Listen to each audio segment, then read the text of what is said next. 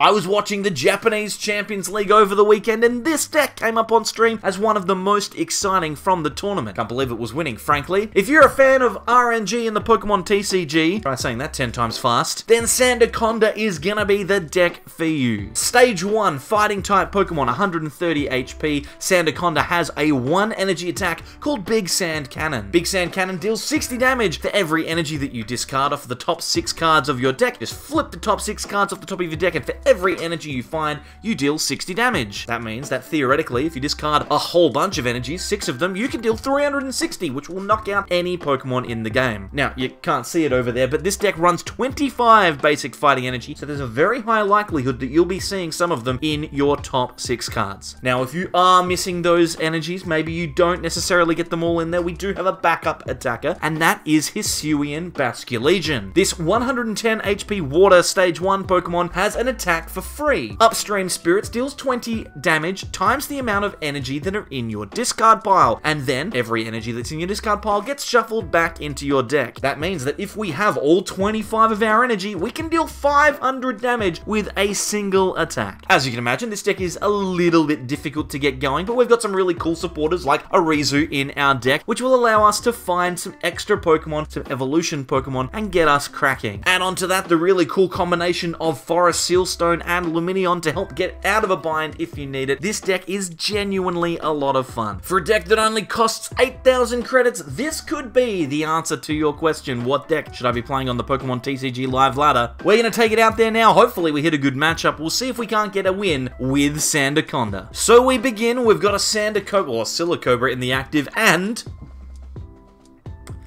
an opportunity to win. Miraidon EX is weak to fighting, so let's avoid all of the randomness. Let's just hit them for weakness and take some knockouts. It doesn't matter, right? It doesn't matter whether we win.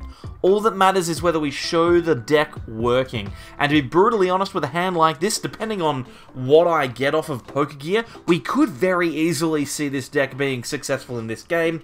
The big card that I am looking for is a switch. I need the Basculin and the switch to get into Gather the Crew, and when I'm gathering the crew, I should be fine. Like, I mean, it's a single prize deck against a not lost box deck. We should be okay.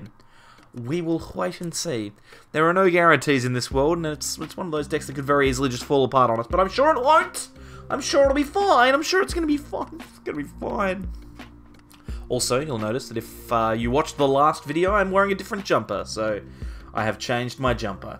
Double Pokegear action. All we need is an Irida and we hit one. That means that we are going to be able to find ourselves not only the switch, but also the Hisuian Basculin here. This is fantastic news because we can throw the Basculin down. We can switch into the active. And since Gather the Crew is a free attack, we can attach to Silicobra on the bench and then prep our extra Pokemon. We get to find 2 here. I'm thinking that Greninja and Silicobra are pretty good. We don't need Manaphy in this matchup. There's no spread that we're expecting to see unless they play Magnezone V style, but they would need to bench the Magnezone V first. So let's grab the Greninja. That's going to draw us at least 2 cards almost every turn, considering the fact that we have so many fighting energy cards. And with Sandaconda and Clara in our hand, I mean, if we can't win this game, I've got some serious questions to ask. I might quit the channel, to be brutally honest. If we can't win this one, I'll quit. How does that sound? You know that if you're watching this, that I've managed to win. I've kind of spoiled it a little bit, I think, but that's okay.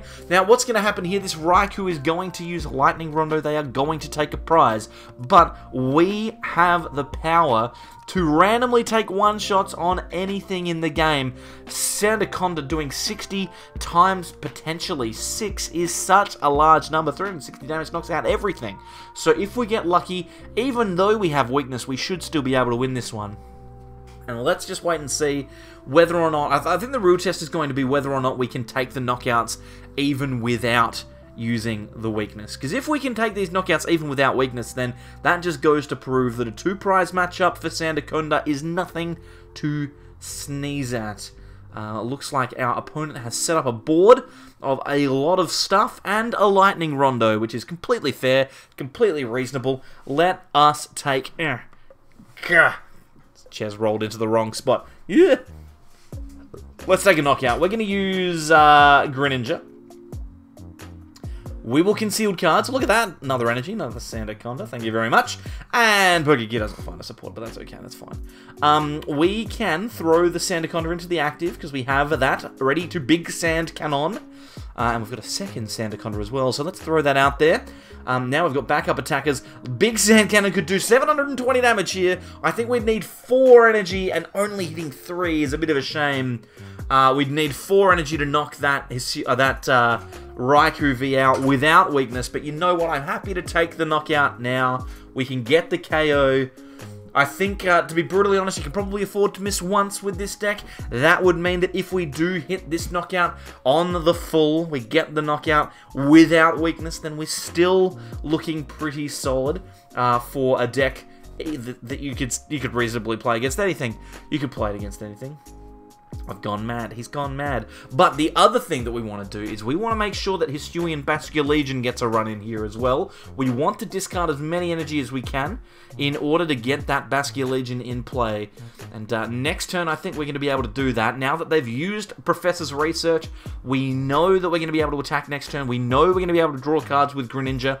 So I'm thinking that we're going to see a Basculin go down, we're going to throw out a Clara, we're going to get a bunch of Pokemon back, we'll leave the energy in there because we need them in the discard pile for Basculegion's attack, and we'll see what we can come up with. The critical bit here is we need Sandaconda to knock out this Miraidon. I've been talking about it like it's a sure thing.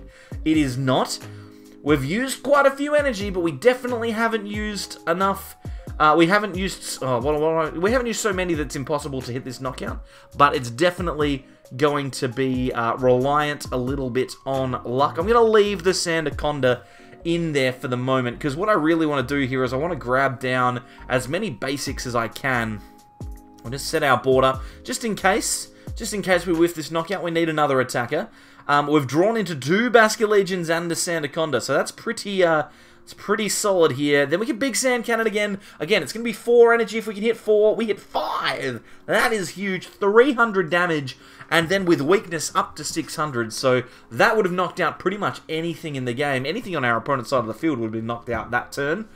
Now we are set. We are ready. We have attackers. We can attack with Sandaconda if we want to, or we can attack with Hisuian Basculegion. And to prove a point, I think that Hisuian Basculegion is going to be the attacker that we need to use, because if we can't get a KO for our last 2 prizes with Basculegion, then there's no point playing that card. So we'll see if we can't do it. I think at the moment we've got, is 11 after that turn? Maybe 11 after this Sandaconda. I know we had 5 before, and we discarded 5, so it's going to be 10 or 11.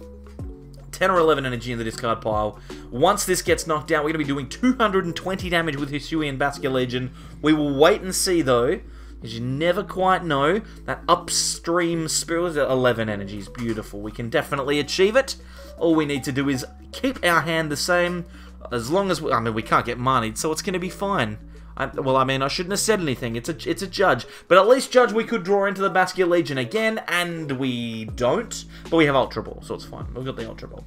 Okay, so in that case, I think it's pretty much just locked up here. I think we are A-okay and are ready to go. We can promote the Basculin. We can use Ultra Ball to discard 2 fighting energies and grab the Basculegion, or we can just top deck it. Tell you what, we should draw cards. We should see how much damage we could potentially do this turn. We've got a couple. We've got Professor's Research as well, so if we were desperate, we could have gone for the Research too, which is pretty good. Let's grab the Basculegion. We can throw that into the active, make it look like we didn't have it. 15 energy, so that's 300 damage for no energy cost.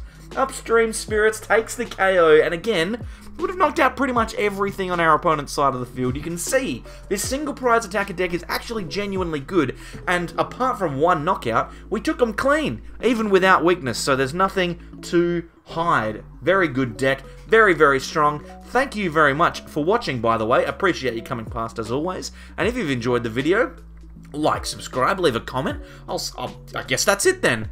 We're all done. Thanks very much, everyone. We'll catch you all next time for more from the Sableyes. Bye-bye.